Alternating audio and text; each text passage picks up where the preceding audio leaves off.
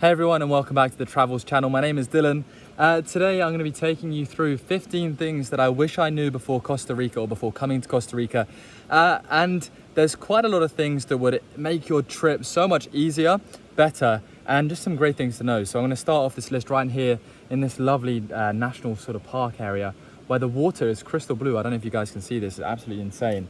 So first things first, when you're coming to Costa Rica, if you're traveling through America, regardless of if you're stopping over for a day or not, you need an ESTA.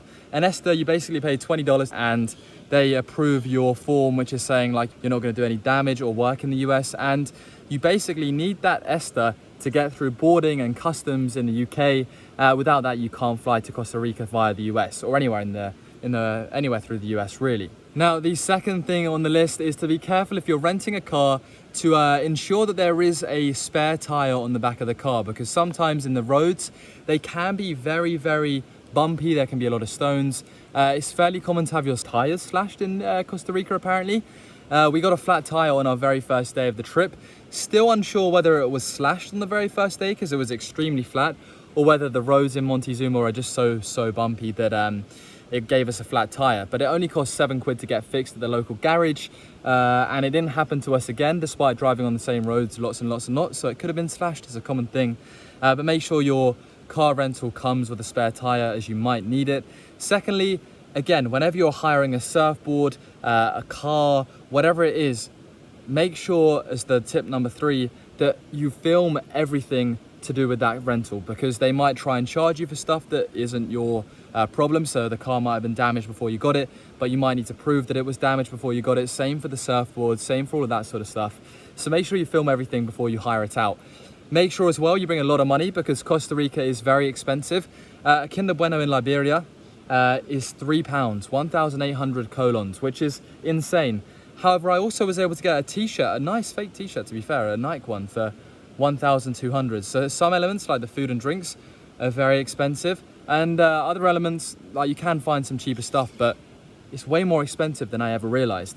Make sure you bring a lot of bug spray for tip number 5, because the bugs are everywhere. Number 6, often if people are ever trying to help you with being a tour guide or trying to help you fix your tire or something like that, they often want money for it, so be careful that they're not just helping you for money.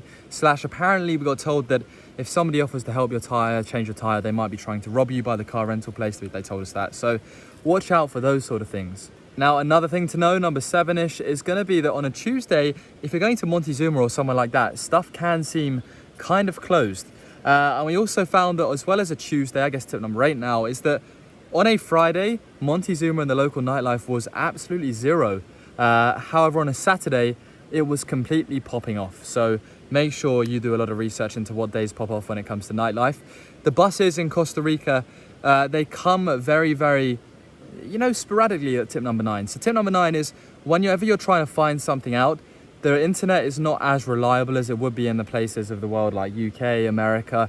Often the best thing to do is to go up to people and ask them, because if you ask them, the locals, they know everything. Like the spot right now I'm in, I was going to go somewhere else, but I asked one of the locals at the hostel and they recommended this place to me, and I do not regret it at all. It's absolutely insane.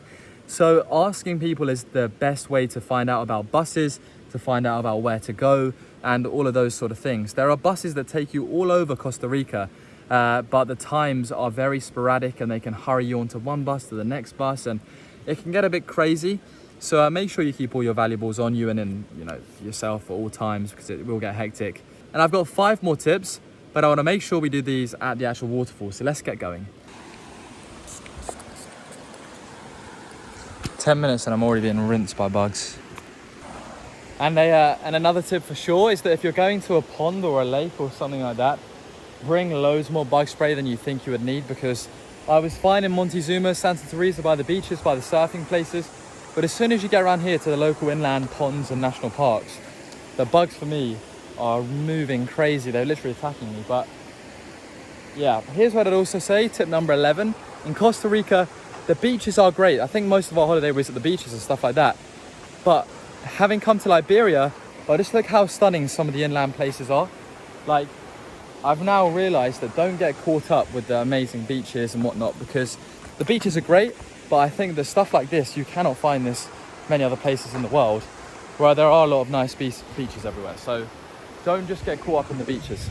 Let's go to this waterfall and go for a swim.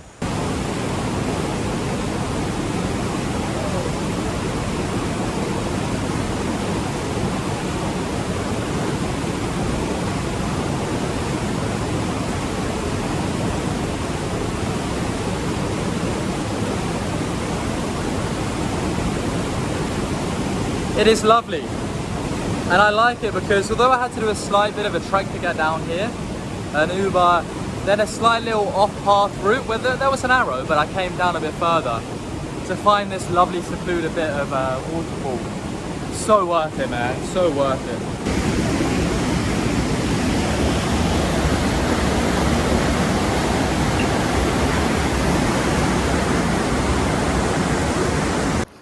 So that first bit I just showed you seemed to be in the middle of the car park area behind the tubes. Now I've turned right, gone all the way down the car park, and I'm following a new path. And this one might take me to some caves, apparently, some lady said to me. So I'm gonna go try and find these caves. If you're a good swimmer, apparently you can swim. Gecko. And then at the top end, there is the main waterfall. So I'm doing it in reverse orderish. So yeah, let's go check this out. Oh, so maybe this is the main waterfall. I think there's so much of this waterfall that you can access. Look at this, wow. That is sick. Goes all the way down here. Let's go have a little look up here. This is insanely nice, man. Look at this, wow.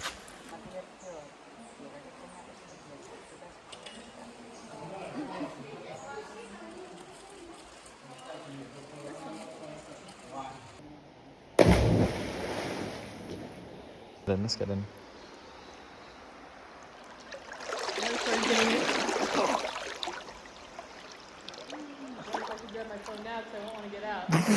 It's actually kind of hard to swim.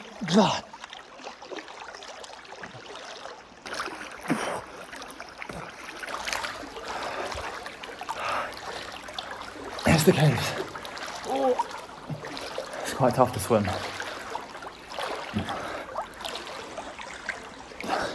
This is all for the Travels channel. Leave a like if you're watching right now. Travels channel, this is for you. Risking my phone. Hey, look how pretty.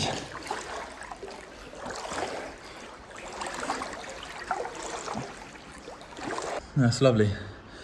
Must go all the way up to the waterfalls I showed you earlier on. And these are the caves. I think there's a waterfall somewhere further up as well.